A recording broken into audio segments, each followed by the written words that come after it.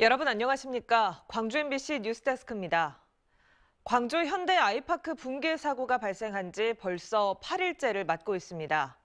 실종자 구조 수색 작업이 계획보다 더디게 진행되고 있는데요. 현장에 나가 있는 취재 기자 연결합니다. 김건희 기자, 자세한 상황 전해주시죠. 네, 오늘도 실종자 5명을 찾기 위한 수색 작업이 진행됐는데요. 오전 7시 반부터 12시간 넘게 수색했지만 추가 실종자는 아직 찾지 못했습니다. 구조견 11마리가 아직 사람이 진입하기 어려운 상층부를 포함해 건물 전체 층에 들어갔는데 기존에 반응을 보였던 22층과 28층 사이에서 약간의 반응만 있었던 것으로 전해졌습니다. 구조당국은 향후 원활한 상층부 인명 수색 작업을 위해 201동 20층에 장비 물품창 등이 포함된 전진 지휘소를 설치하고 있습니다. 또한 해체 예정인 타워 크레인에 와이어를 보강하는 작업이 본격적으로 시작됐습니다. 내일까지 타워 크레인이 얼마나 기울었는지 정확히 측정하고 와이어 보강 등 안정화 작업을 마무리하겠다는 목표인데요. 이르면 목요일부터는 크레인 해체 작업에 들어가고 금요일쯤 해체를 마칠 수 있을 것으로 보입니다. 앞서 어제 1200톤 규모의 해체용 대형 크레인 한 대가 현장 배치됐고 또 다른 크레인 역시 오늘 오후 6시쯤 조립이 완료돼 내일부터 해체 작업에 투입될 예정입니다. 지금까지 광주 아파트 붕괴 사고 현장에서 MBC 뉴스 김건희입니다. 사고 현장에선 건물 외벽과 위태롭게 서 있는 기존 크레인의 추가 붕괴 가능성 때문에 수색 작업이 더디게 진행되고 있습니다. 그런데 MBC가 확보한 자료에 따르면 사고 이후 건물 상층부의 흔들거림이 날이 갈수록 심해지고 있는 것으로 확인됐습니다. 전문가들은 현재까진 비교적 안정적이라면서도 상황이 급변할 가능성에 대비해야 한다고 지적하고 있습니다. 우종훈 기자가 단독 취재했습니다. 사고 이후 가장 우려됐던 건물 외벽의 추가 붕괴 가능성에 대해 시공사와 국토교통부는 크게 우려할 수준은 아니라고 판단했습니다.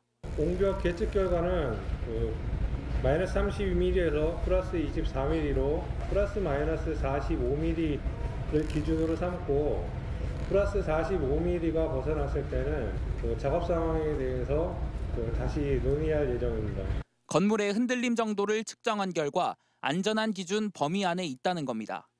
그런데 사고 이후 건물 상층부의 흔들림 정도가 날이 갈수록 증가하고 있다는 보고서를 MBC가 단독 입수했습니다.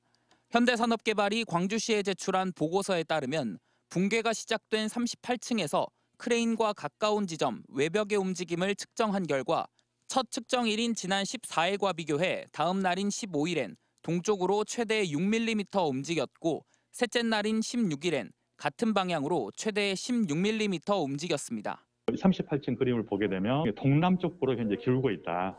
이걸 알 수 있는 현재 그래프예요. 현재까지는 당국이 정한 기준 안에서 상태를 유지하고 있는 것으로 보이지만 앞으로가 문제입니다. 전문가들은 건물의 흔들림이 점점 더 심해지고 있는 데다 바람과 중장비의 하중까지 가해지면 위험천만한 상황이 발생할 수도 있다고 지적했습니다. 시간에 따라서 계속 변화를 이제 보이고 있는데 어떤 그 수치가 탁 올라가게 되면 그때는 상당히 이제 위험성이 있어서 이제 대피를 하게끔. 위태롭게 기울어 있는 기존 타워 크레인의 해체 작업도 더디게 진행되고 있습니다.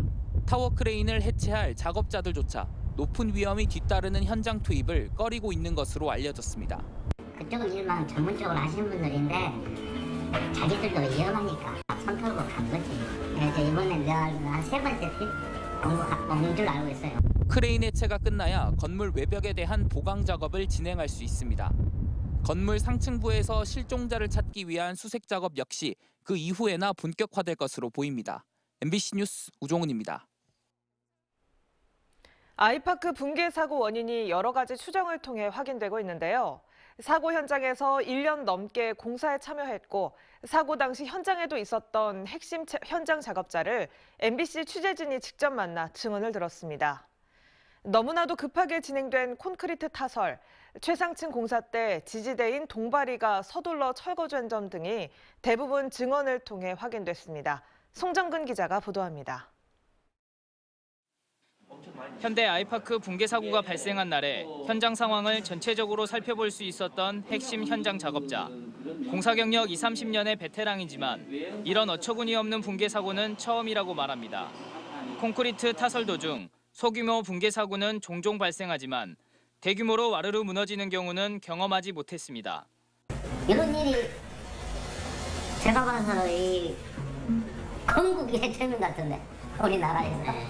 다른 현장과 비교해 속전속결로 진행된 공사 일정. 핵심 작업자들은 이걸 가장 큰 붕괴 원인으로 꼽습니다. 지난해 1월 1층 공사가 진행될 때 대부분 현장에 투입됐는데 채 1년도 안 돼 39층까지 올라갔다는 게 이들의 증언입니다. 1년 만에 39층까지 올렸다라고 하면 빨리 올라갔냐, 늦었냐 이렇게 문의를 해보면 답은 쉽게 나오죠. 현장 근처 주민들과 약속에 따라 공사는 오전 10시부터 오후 4시까지만 가능하다 보니 그 시간 안에 콘크리트를 타설할 수밖에 없었다고 설명했습니다. 이 때문에 한꺼번에 많은 양의 콘크리트를 타설할 수 있는 특수장비까지 동원됐습니다.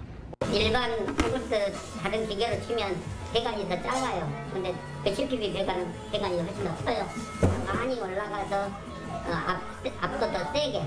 붕괴 사고가 난 39층 바닥을 지지하는 이른바 동바리가 왜 하필 설치되지 않았을까? 증언자는 정확히 알고 있었습니다.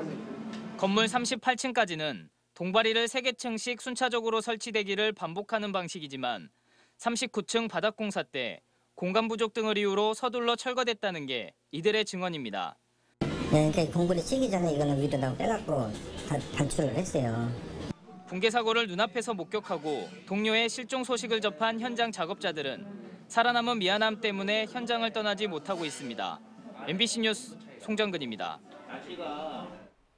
정의당 광주시당이 광주 화정동 붕괴 사고 현장을 특별 재난 지역으로 선포해야 한다고 촉구했습니다. 정의당은 붕괴 사고가 발생한 지 일주일이 넘었지만 뚜렷한 대책이 나오지 않고 있다며 특별 재난 지역으로 선포해 피해 지원을 서둘러야 한다고 주장했습니다. 또 사고를 초래한 현대산업개발에 대한 건설사업 등록 말소도 함께 요구했습니다. 광주 지역 고등학교 학생회 대표가 참여하는 광주 고등학교 학생회의는 화정동 아이파크 사고 현장 주변에서 기자회견을 열고 안전한 사회를 위한 대책을 마련하라고 촉구했습니다.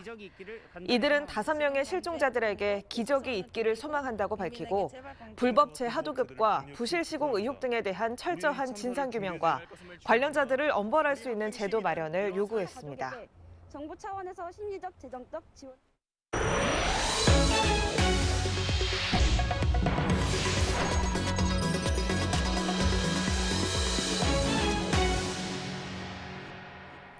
광주에서 오늘 오후까지 191명이 추가로 코로나19 확진 판정을 받는 등 확산세가 수그러들지 않고 있습니다.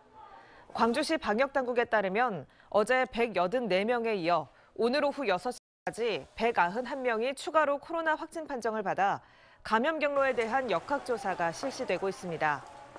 특히 최근 광주 확진자의 80% 이상이 오미크론 변이 바이러스에 감염된 것으로 나타나 방역당국은 밀접 접촉자에 대한 추가 검사 등 선제적 대응을 통해 확산세를 차단하는 데 주력하고 있습니다.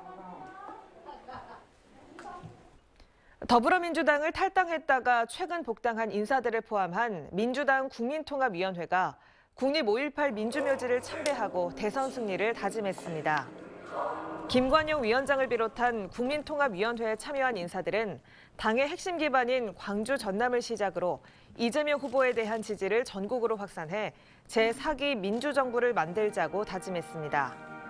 이들은 오늘 오후 민주당 광주시당에서 환영식을 가진 뒤 통합행보와 지지자 결집에 나섰습니다. 국민의당 안철수 후보가 중앙선대위 상임선거대책위원장으로 최진석 서강대 철학과 명예교수를 영입했습니다. 안 후보는 최 교수의 고향인 한평자택을 찾아 1시간가량 차담을 나눈 뒤 선대위원장 영입 사실을 공개했습니다. 최 교수는 안 후보가 분명한 비전과 실천적 역량을 갖고 있다고 판단해 나라를 살리는 마음으로 안 후보를 돕기로 마음먹었다고 말했습니다. 최영태 전 전남대 인문대학장이 광주시 교육감 선거 출마 포기 의사를 밝혔습니다. 최 전 학장은 격려와 성원을 보내준 분들께 감사와 죄송의 말씀을 드린다며 선거운동을 중단하겠다는 문자 메시지를 지인들에게 보냈습니다. 또 교육감 선거는 자신이 감당하기에 너무 버거웠고 정치인으로 변신도 쉽지 않았다며 고뇌했던 마음을 문자 메시지에 담았습니다. 기아 타이거즈와 150억 원의 FA 계약을 체결한 나성범 선수가 내일 입단식을 갖습니다. 지난 시즌 FA 최대어로 꼽혔던 나성범 선수는 계약 기간 6년에 계약금과 연봉, 옵션을 포함해 150억 원을 받는 조건으로 지난달 23일 계약했습니다.